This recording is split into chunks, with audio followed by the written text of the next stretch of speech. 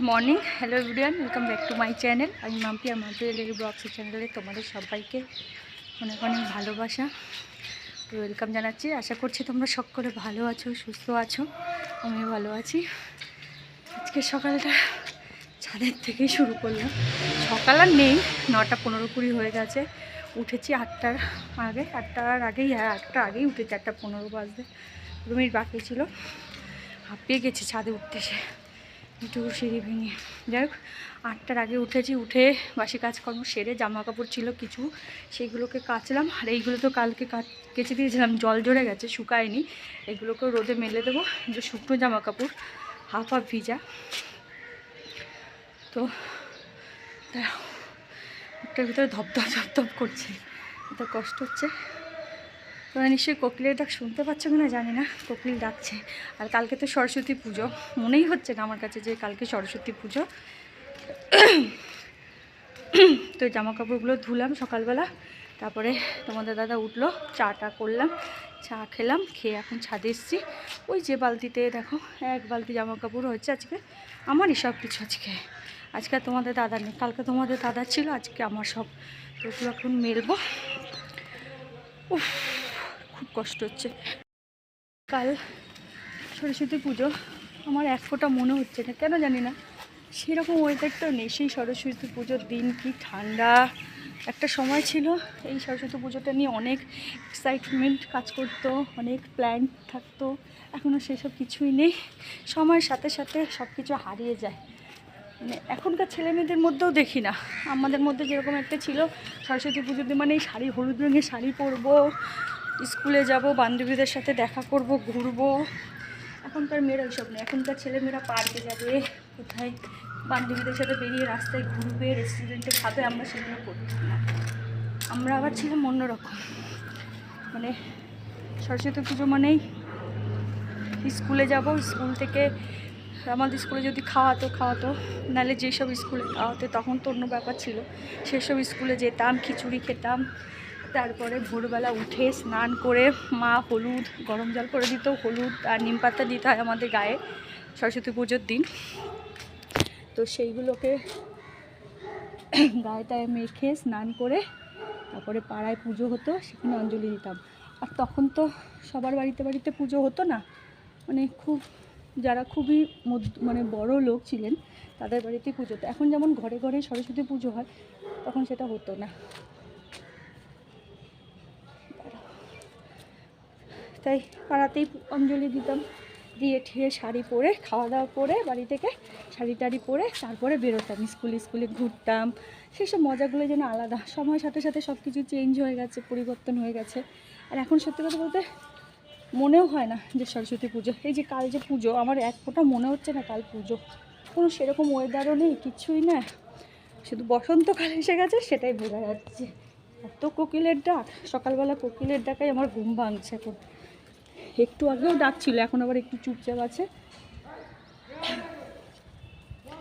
তো চলো বক করবো না, আগে জামা কাপড় মেলে দিই, নিচে অনেক কাজ আছে। আর আজকে সকালবেলা উঠে একবারে ঘরদোরগুলো ঝাড় দিয়েও ফেলেছি, মানে শুধু মোছামুছিটাই বাকি আছে।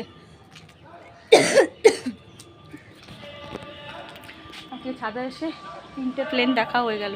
মাঝে মাঝে কপালটা ভালো থাকে, মাঝে মাঝে এত খারাপ থাকে কপালটা, একটাও দেখতে পাই না। তো চলো বক করবো না, আগে জামা কাপড়গুলো মেলে দিয়ে তারপরে নিচে যাই, তারপরে আবার পরে কথা হবে তোমাদের সাথে।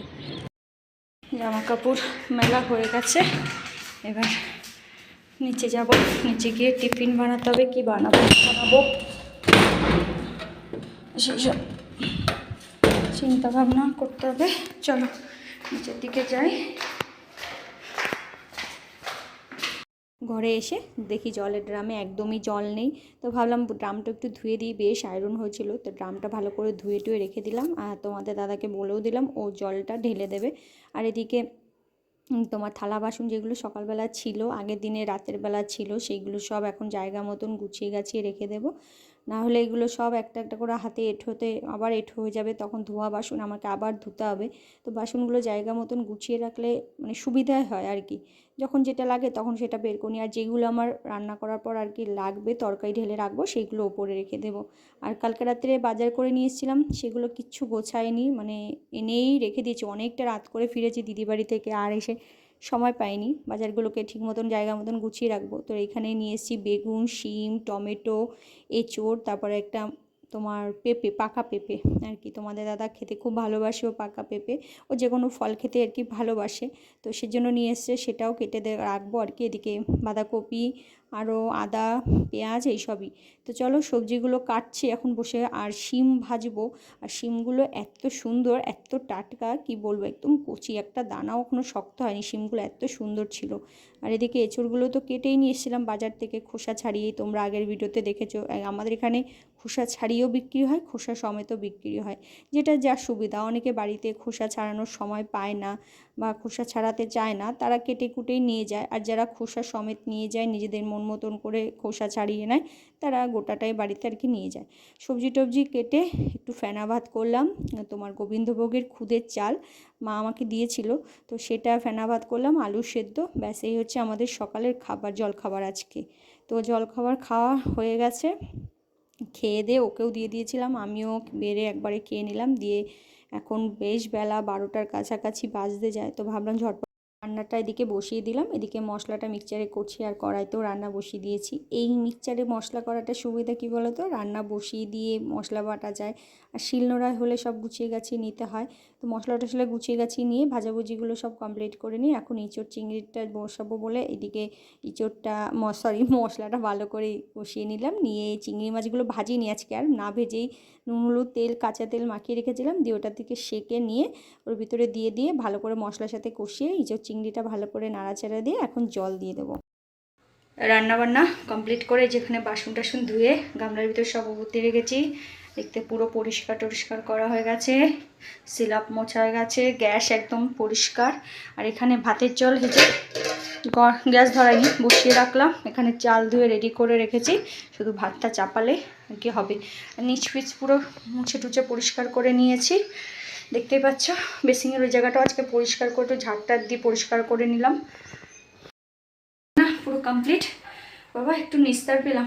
আর বাইরে এক ফোঁটাও রোদের বংশ নেই আজকে, পুরো মেঘলা, মনে হচ্ছে যেন বৃষ্টি আসবে।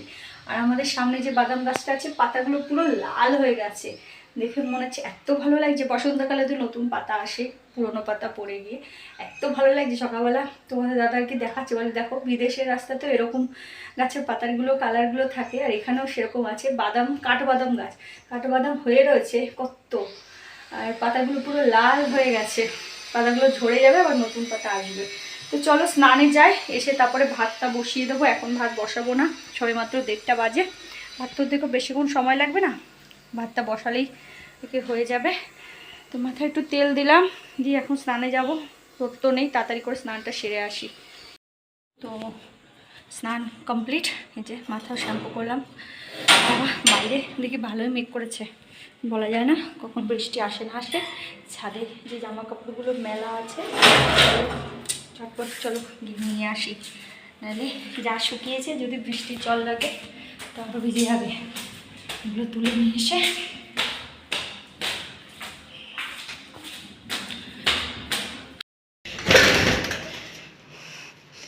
দেখো একদমই রোদ নেই, জামা কাপড় মনে হচ্ছে কিছুটা শুকিয়ে গেছে। এই যে এই পাশে সব আছে। দাঁড়া তোমাদের বাদাম গাছটা দেখায়, এই দেখো বাদাম গাছটা দেখেছো, পাতাগুলো কীরকম লাল লাল হয়ে গেছে না। বাদামও আছে গাছে। চারদিকে পুরো মেঘলা মেঘলা একটা ওয়েদার, শুনছি নাকি বৃষ্টি হবে, কে জানি না। মেঘলা ওয়েদার হলে কী হবে। ওই দেখো কোকিলের ডাক শোনা যাচ্ছে, কি ভাল লাগে।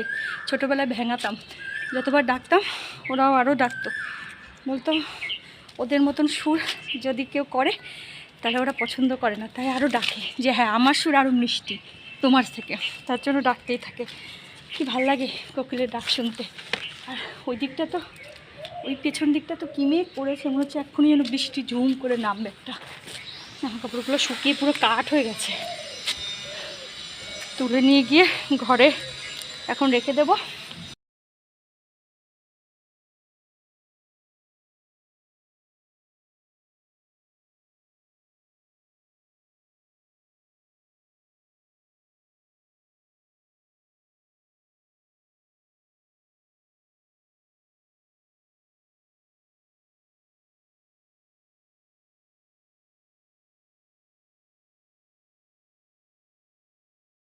জামা জামা কাপড় সব ভাজগুজ করে রাখলাম। এখন এগুলোকে জায়গা মতন চালান করলেই বড় একটা ধকল কমপ্লিট, নাহলে সন্ধ্যাবেলা এই নিয়েটা ঝামেলা হতো। আর এখানে দেখো শীত কিন্তু যায় যায় অবস্থা, আমার ঘরে এখনও বালাপোষ ব্ল্যাঙ্কেট কিছুই ওঠেনি। ভাবছি এগুলো রোদ ফোদ হলে এগুলো উঠিয়ে টুটিয়ে পাতলা কাঁথাটা আর কম্বলটা রেখে দেবো, দিয়ে সব ধুয়ে কেচে রোদে দিয়ে তারপরে তুলে ফেলবো। কেননা ঘরেতে যতক্ষণ এইগুলো না সরাতে পারছি আমার ঘর দুয়ার একদম জাম হয়ে থাকছে। শীতে জিনিসপত্র কিছুটা তুলে ফেলেছি, কিছুটা বাইরে আছে হালকা পাতলাগুলো, সেগুলোকে ধুয়ে কেচে সব তুলবো। এই যে গুছিয়ে নিয়েছি, চল জায়গা মতন আগে এগুলো গুছিয়ে রাখি, নাহলে আবার আমার বর ফাইনালি খাওয়া দাওয়া করতে বসলাম। ঘড়ির কাটা 3টে বাজে 10 মিনিটের ঘরে। এই জলের বোতল, থালা, এখানে আছে ভাত, এই সবে মাত্র নামালাম 10 মিনিট মতো হলো। এখানে আছে এঁচো চিংড়ি, একদম ঝোল রেখেছিলাম একটু, সব টেনে টুনে নিয়ে নিয়েছে, ঝোল একদম শুকিয়ে গেছে তরকারিটা।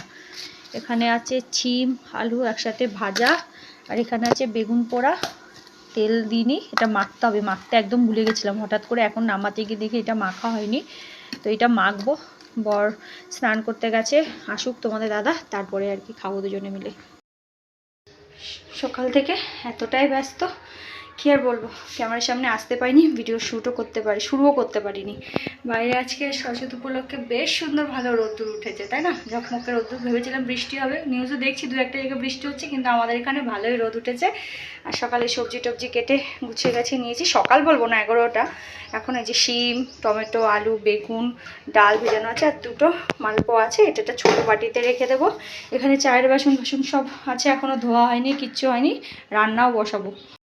সরস্বতী পুজো সকাল থেকে মনেই হচ্ছে না, তো সবাইকে জানাই সরস্বতী পুজোর অনেক অনেক ভালোবাসার অভিনন্দন। আজকে তো বাঙালির ভ্যালেন্টাইন্স ডে, সব কিছু একসাথে, ব্ল্যাক ডে, আর আজকে আমাদের ভস্য বুধবারও আছে। তো ভস্য বুধবার কি সেটা তোমরা পরের ভিডিওতে পাবে, মানে বিকালে যে ভিডিওটা পাবে। কালকে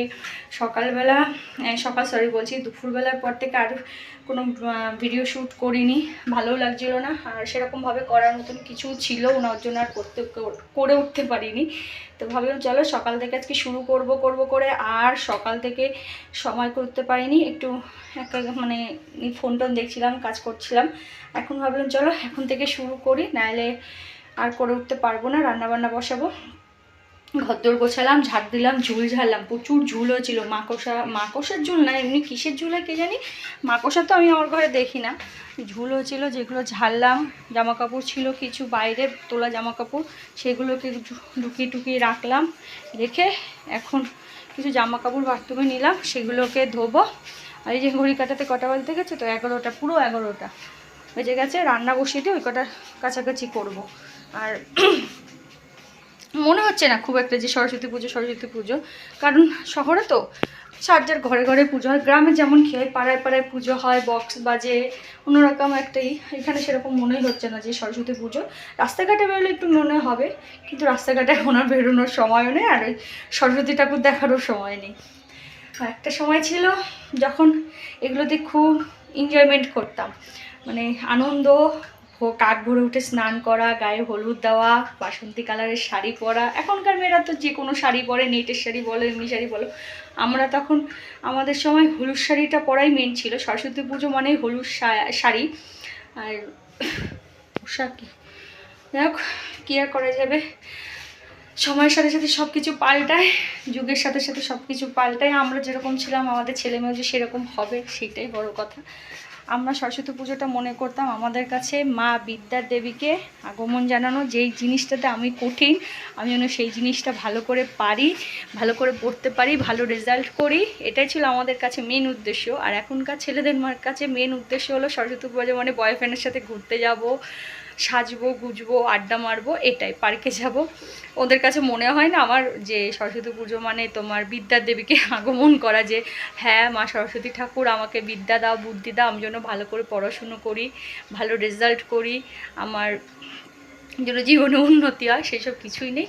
ওই যে বললাম যুগের সাথে সাথে সব কিছু পাল্টে যায়, সেরকমই আজ থেকে 10 বছর আগে আমাদের সময় যেরকম ছিল এখন সেরকম নেই, আজ থেকে আরও 10 বছর পর আরও উন্নতি হবে। যাক চলো বক বক করবো না, অনেক জ্ঞান দিয়ে ফেলছি বেশি। এখন যাব রান্না বসাবো, 11টা বাজে তো, আবার বিকালবেলা আমাদের চার্চে যেতে হবে। তো চলো রান্না বসিয়ে দিয়েছি, এদিকে বড়িটা ভেজে নিলাম। এখন গ্যাটিসমার একটা রান্না করব, তোমার সাথে একটুখানি শেয়ার করি। তেলটা গরম করে একটু পাঁচফোড়ন সোমবারা দিয়ে দিলাম। পাঁচফোড়ন সোমবারা কি পাঁচফোড়ন একবারেই দিয়ে দিচ্ছি, তারা আরেকটু দিতে হবে, একদমই কম হয়ে গেছে, গ্যাস কমানোই আছে। উস তাড়াতাড়ির সময় না একদম দেরি হয় খুব।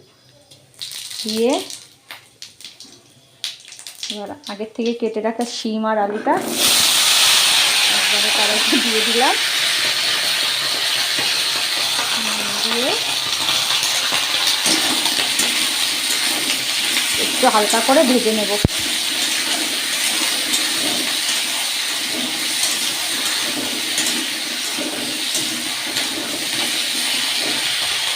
একটু ঢেকে দিই, তাড়াতাড়ি ভাজা হয়ে যাবে, সেদ্ধ হয়ে যাবে। আলু ভাজা দেখো হয়ে গেছে, মাঝখানে খুলে একবার একটু হলুদ দিয়ে দিয়েছিলাম।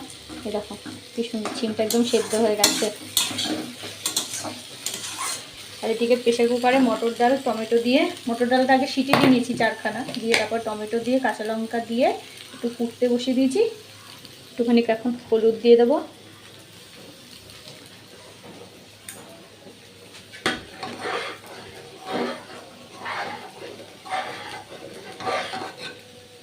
ফুটুক। এবার শিমটার মধ্যে বড়ি দিয়ে দিলাম, 4টে চেরা কাঁচা লঙ্কা দিলাম। একদম গ্যাটির সময় রান্না, এটা হপাত করে বসাবো, হপাত করে হয়ে যাবে। এবার দিয়ে দেবো জল, এইটুকু জল দেবো না, আর একটু জল দেবো, নাহলে সবজিগুলো সেদ্ধ হবে না। জলটা একদমই কম হয়ে গেছে, আর একটু জল দিতে হবে। আর এদিকে বোতলগুলো সব ধুয়ে রেখে দিয়েছি, বোতলগুলো গাছ পরিষ্কার করলাম, ভেতরগুলো পরিষ্কার করলাম, শুধু জল ভরা বাকি আছে। তোমাদের দাদা কোনো সময় এই কাজগুলো করবে না, সব সময় আমাকেই করতে হয়, কিছু করার নেই, কি আর করবো বলো, এগুলো আমাকেই করতে হবে। জল ভরা বললেও করবে না, 2-1 সময় যখন দেখবে বোতলে একদমই জল নেই, খেতে হবে, তখন ভরে নিয়ে খেয়ে নেবে, ব্যাস। একটু বেশি করে জল দিলাম, সেদ্ধ হবে তো। হলুদ ফলুদ এখন কিছুই দেবো না, একটু ফুটুক, তারপরে নুন হলুদ সব কিছু দেবো, দিয়ে ঢেকে দিই। গ্যাসটা আস্তেই দেওয়া আছে, ফুটুক এবার। শিমের তরকারি দেখো ফাইনালি হয়ে গেছে, মাঝখানে খুলে 2-একটা আলু ভেঙে ভেঙে দিলাম, লবণ দিলাম, একটু মিষ্টি দিলাম, ব্যাস। আর ঝোলটা একটু গাঢ় হয়ে যাবে, আর একটু গাঢ় করার জন্য এখানে একটু ময়দা গুলিয়ে রেখেছিলাম, এটা দিয়ে দেবো, ঝোল এমনি গাঢ় হয়ে যাবে আস্তে আস্তে, আর একটু ফুটলেই গাঢ় হয়ে উঠবে, তারপর নামিয়ে দেবো, ব্যাস। শিম আলুর তরকারি রেডি, মশলাপাতি কিচ্ছু দিতে হলো না, চট জলদি একদম রান্না হয়ে গেল। দুপুরবেলা কী কী রান্না করেছি না করেছি তোমাদেরকে আর দেখানো হয়নি, চলো এখন দেখিয়ে দিই। এখানে আছে ভাত, দেখো ধোয়া উঠছে, এখন সবে মাত্র নামালাম। এখানে আছে ডাঁটি সমেত একদম লম্বা লম্বা করে বেগুন ভাজা, এগুলো দেখবে এখন অনুষ্ঠান বাড়িতে খুব চল, আমার এরকম করে খেতে আমারও ভালো লাগে, তোমাদের দাদাও খুবই ভালোবাসো বেগুন এরকম লম্বা লম্বা ডাঁটি সমেত ভাজা করে খেতে। এখানে আছে পাঁপড় ভাজা, এখানে আছে টমেটো দিয়ে তোমার কী ডাল যেন ওটাকে বলে ভুলে গেছি, দাঁড়াও, মটর ডাল, সরি মটর ডাল দিয়ে টমেটো দিয়ে করেছি, জিরে ফোড়ন দিয়ে। আর এখানে আছে ছিম আলু বড়ি দিয়ে একটা তরকারি, ব্যাস। আজকে এই হলো আমাদের দুপুরের মেনু। লাঞ্চ করতে প্রচুর খিদা পেয়েছে, সকালে আজকে কিছু তো খাইনি সেরকমভাবে, তো ভাবলাম চলো তাড়াতাড়ি করে খেয়ে নিই, যেহেতু বিকালে আবার আমাদেরকে একটু বেরোতে হবে, একটুখানি খেয়ে রেস্ট নিয়ে নিই। আজকের মতন ভিডিওটা এখানে শেষ করছি, আবার দেখা হবে কাল আর একটা নতুন ব্লগের সাথে। ততক্ষণ সবাই ভালো থেকো, সুস্থ থেকো, আর অবশ্যই ভিডিওটা ভালো লাগলে চ্যানেলটিকে সাবস্ক্রাইব করতে ভুলো না। আর ভিডিওটা ভালো লাগলে লাইক কমেন্ট শেয়ার করে দিও। টাটা সবাইকে। প্রচণ্ড খিদা পেয়েছে, ভাতগুলো বেড়ে গুছিয়ে নিই, তার মধ্যে তোমাদের দাদা স্নান করে চলে আসবে, খেয়ে একটুখানি বিশ্রাম নেবো। বিশ্রাম মানে কি, আমার একটু ঘুমাতেই হবে, একটু ঘুমিয়ে নেবো, তারপরে যাব রেডি হয়ে আর কি চার্চে যাব। তো চলো, টাটা সবাইকে।